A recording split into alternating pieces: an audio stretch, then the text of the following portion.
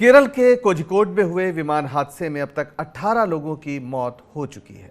हादसे में घायल 127 लोगों का अस्पताल में इलाज चल रहा है। केंद्रीय उड्डयन मंत्री हरदीप सिंह पुरी कोझिकोड के लिए रवाना हो गए हैं। विदेश राज्य मंत्री वी मुरलीधरन ने कोझिकोड पहुंचकर हालात का जायजा लिया। केरल के राज्यपाल आरिफ मोहम्मद खान और सीएम पिनराई विजयन भी आज कोझिकोड का दौरा करेंगे। डीजीसीए ने हादसे की जांच के आदेश दिए हैं। जांच के लिए दिल्ली से डीजीसीए और एएआईबी के जांच अधिकारी कोझिकोड पहुंच गए हैं। हादसे में राहत और बचाव कार्य पूरा हो चुका है। मलबे को हटाने और ब्लैक बॉक्स की खोज की जा रही है।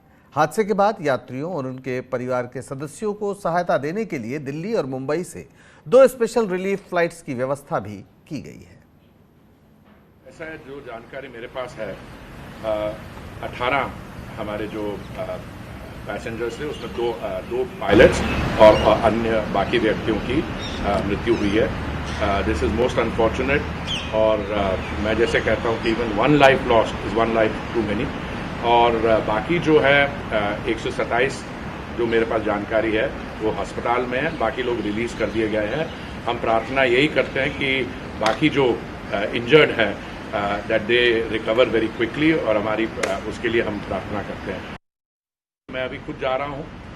ऐसी सिचुएशन में हमेशा ये ठीक समझा जाता है कि जो इन्वेस्टिगेशन के लोग होते हैं उनको पहले काम करने देना चाहिए। इसलिए हमारी जो 2 टीम्स है, एक 2 बजे सुबह, एक 5 बजे निकल पड़ी है, और अब मैं अभी सीधा एयरपोर्ट जा रहा हूँ और मैं आपको आगे की जानकारी वहाँ से कोझिकोड से दूँगा। हमारे साथ जुड़ गई हैं अनुमा आचार्य, पूर्व विंग कमांडर इंडियन एयरफोर्स की। अनुमा जी, बहुत स्वागत है आपका स्वराज एक्सप्रेस में। ये जो हादसा हुआ कोझिकोड में, ये बहुत दुर्भाग्यपूर्ण है और जाहिर है इसके तमाम तकनीकी पहलू अभी स्पष्ट नहीं है। फिर भी जो पहली नज़र से आपको पूरा मसला आपको जो आपके सामने गुजरा है, तो आपको क्या लगता है कि क्या आशंकाएं हैं, क्या हुआ होगा?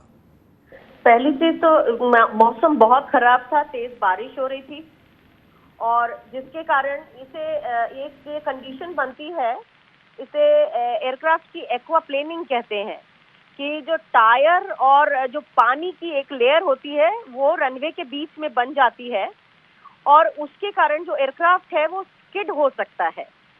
तो जो एपरेंटली जिस तरह की बारिश हो रही थी उससे ये दिखता है कि इसी तरह की कोई कंडीशन हुई होगी और एयरक्राफ्ट जो है वो स्किड होकर और आगे की तरफ चला गया आपने, क्योंकि टेल विंड पर इसने लैंड किया था।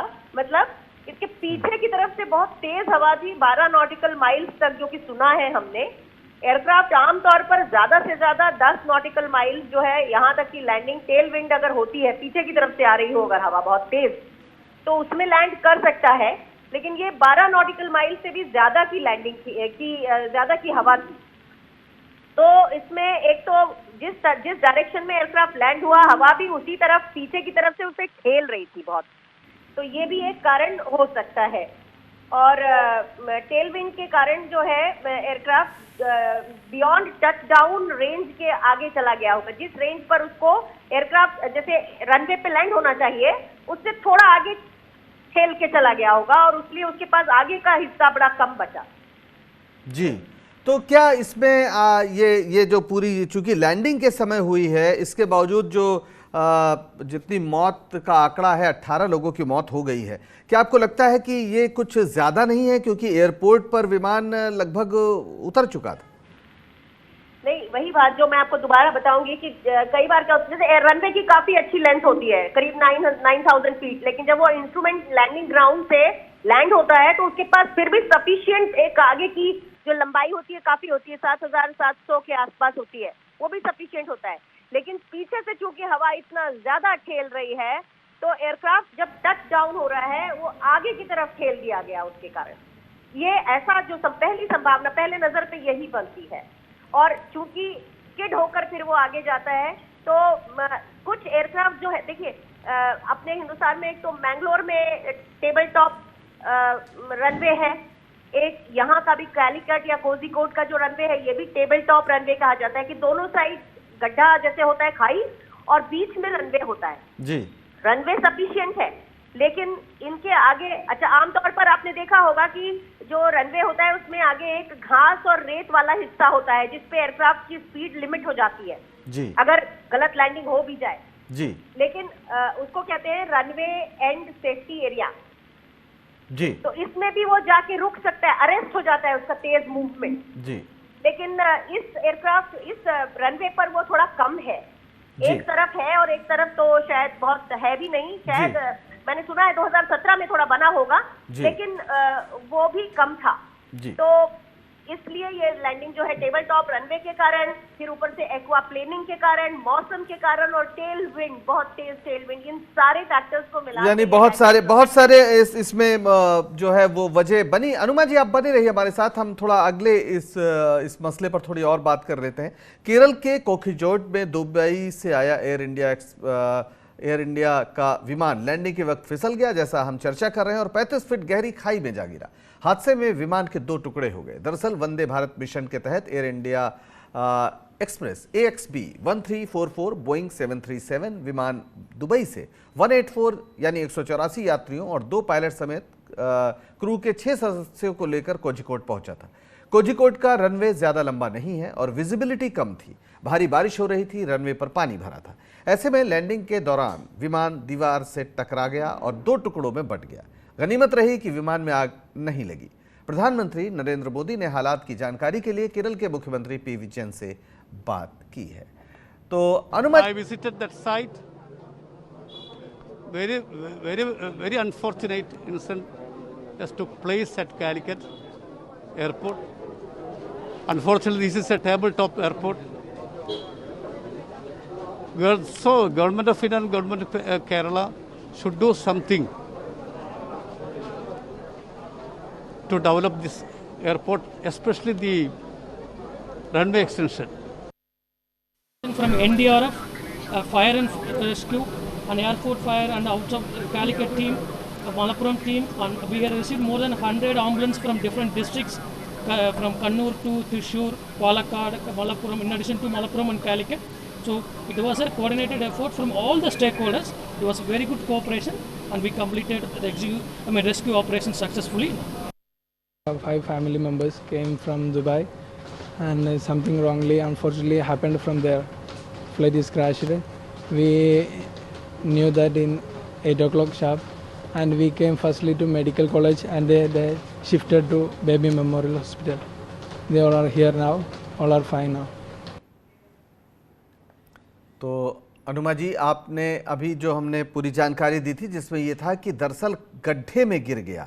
यानी आप जो बात कह रही थी कि अगर दोनों तरफ ये टेबल टॉप जो पूरी लैंडिंग है और हमारे जो ये एयरपोर्ट है या रनवे है, इसके आसपास उतना एरिया नहीं है जिसको हम कह रहे हैं कि वो सिक्योर्ड लैंडिंग के लिए ज़रूरी है।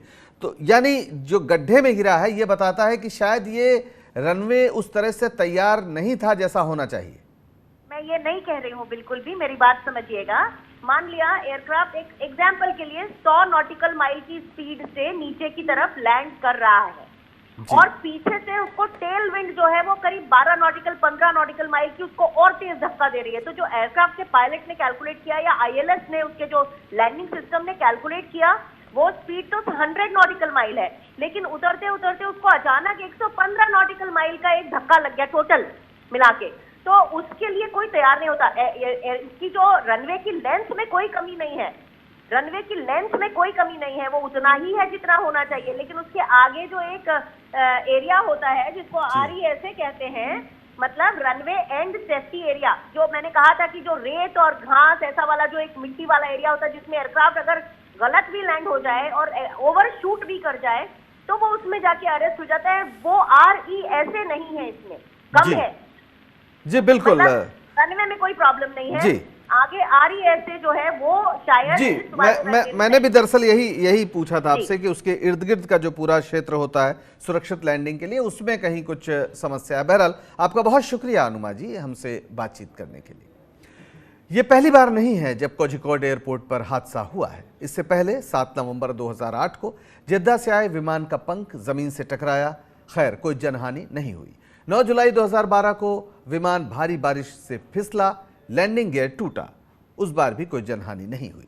25 अप्रैल 2017 को एयर इंडिया के विमान का उड़ान भरते समय इंजन फेल हो गया, टायर फटा, यात्री सुरक्षित उतर गए, उस बार भी कोई जनहानि नहीं हुई। 4 अगस्त 2017 बेंगलुरु से आ रहा विमान लैंडिंग के दौरान फिसलकर क्षतिग्रस्त हो गया। कोई हताहत नहीं, यानी सुरक्षित रहा। इस बार लेकिन किस्मत अच्छी नहीं थी, 18 लोगों की मौत हो चुकी है।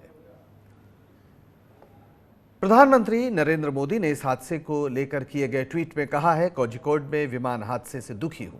मेरी संवेदनाएं हादसे के पीड़ितों के साथ हैं। मैं प्रार्थना करता हूं कि घायल जल्द स्वस्थ हों।